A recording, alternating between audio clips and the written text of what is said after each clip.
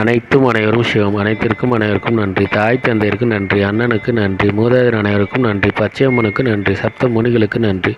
சப்த கண்ணீர்களுக்கு நன்றி. சுப்பிரமணியருக்கு நன்றி. சிவபெருமானுக்கு நன்றி. என்னுடைய ஆன்மீக குரு தலைவர் அவர்களுக்கு நன்றி. 24/9/2024 செவ்வாய்க்கிழமை பஞ்சாங்க வழி ஜோதிட ஆலோசனை.